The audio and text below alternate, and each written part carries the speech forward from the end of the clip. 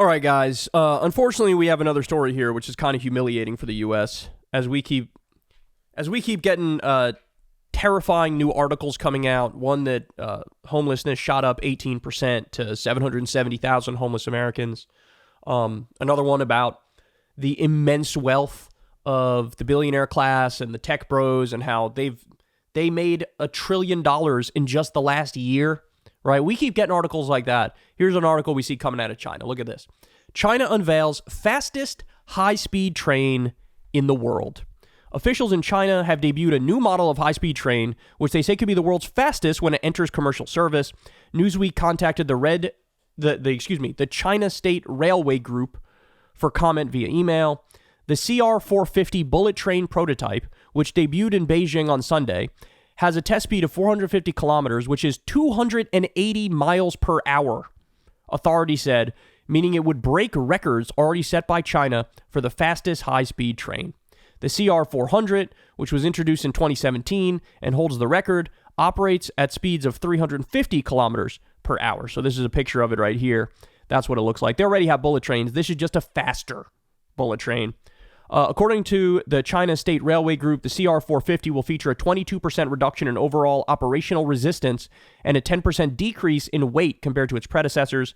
The new prototype, the CR450AF and the CR450BF, are designed with an 8-car formation comprising 4 powered and 4 non-powered carriages, according to train manufacturer CRRC.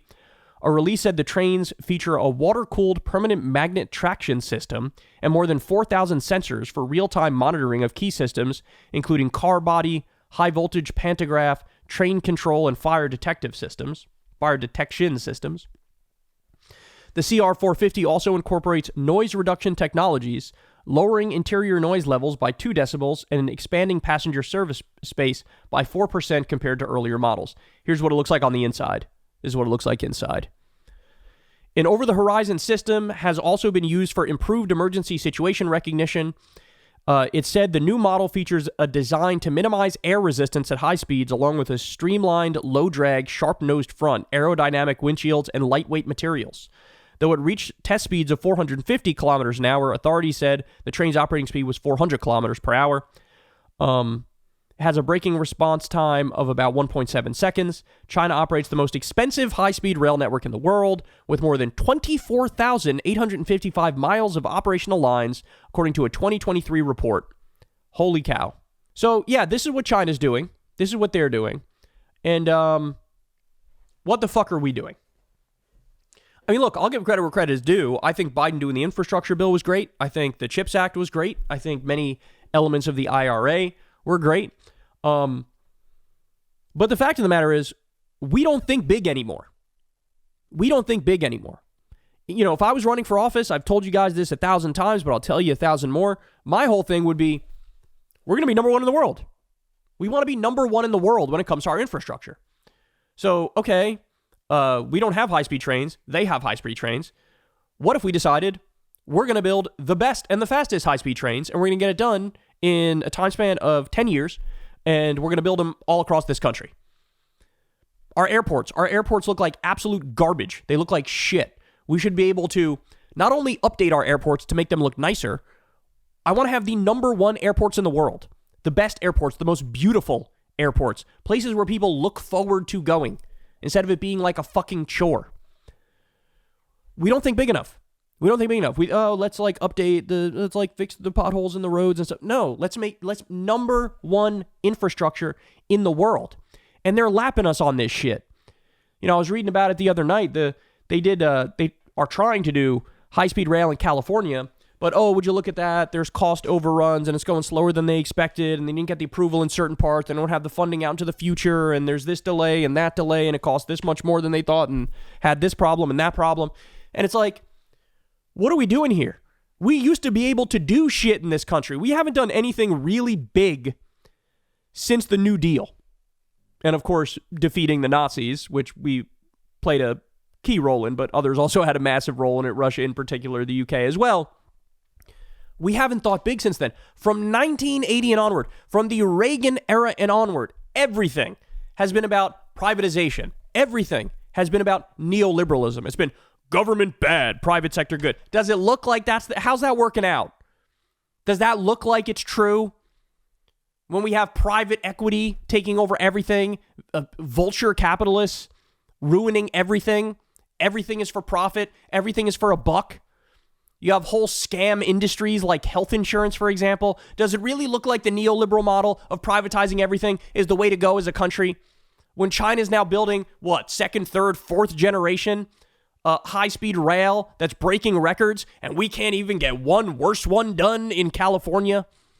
This is humiliating. This is embarrassing. I'll tell you what, the propaganda ain't going to work much longer. I know some people, America, we're number one. Number one at what? Number one at what? Obesity?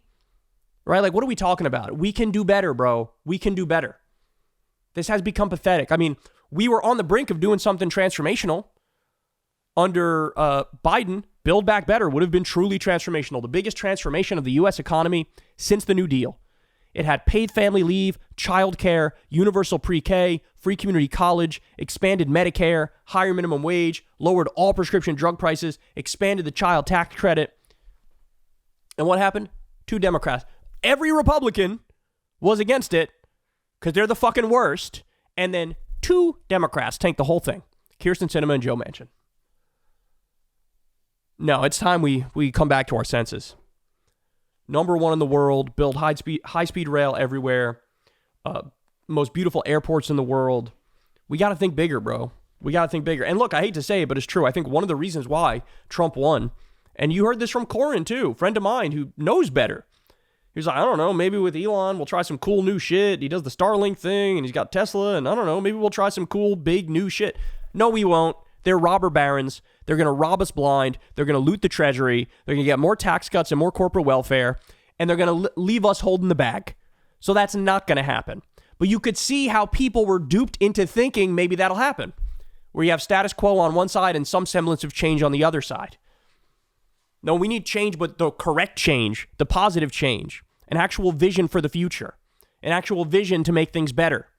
Number one infrastructure in the world in every imaginable way. I don't care how much it costs. We're going to put this country to work building out the country of the future. We're going to give Social Security to all, UBI check for everybody in this country. We're going to do universal health care. You're going to have a right to a union. We're going to raise the minimum wage. We're going to get money out of politics and make it so we no longer live in an absolutely decrepit, rotten, disgusting oligarchy and kleptocracy and kakistocracy. So here they go. They're humiliating us again. You would think at some point we would learn, right? I mean, when we had, when it was the Cold War and there was like the space race and everything, there was this sense of like, no, we are competing with the Soviet Union. We're trying to get better on these fronts, right? There was that sense in the air. Now it just looks like we gave up vis-a-vis like competing with China. It's like, what are you going to do? The only way we're competing with them is like, hey, stop spreading bricks everywhere and everybody better stay on the dollar. And we have a bigger military and we can bomb you. Like, that's the sense you get. It's not like they build high-speed rail. Let's build bigger and better high-speed rail. We don't have that anymore. It's like we've given up. It's absolutely humiliating. It's pathetic. And it should light a fire under our ass. But it doesn't seem like it's doing it, at least not yet. And that's a goddamn shame. All right, y'all. That's the show. Thank you very much for listening. As always, check out Crystal Kyle and Friends tomorrow. I'll be talking to Pisco. That should be really fun and interesting. Looking forward to it. You could sign up on Substack below. And much love, man. Couldn't do this show without you guys. All your support on Patreon, all your tips on YouTube, sharing the videos around, liking, subscribing, commenting, all that stuff helps out a lot. All right. I love you guys. I'll see you tomorrow. Peace. Hey, y'all, do me a favor and like and subscribe. It helps out big time in the algorithm. Click the bell as well for notifications when videos drop, and watch that video on screen right now. You know you want to.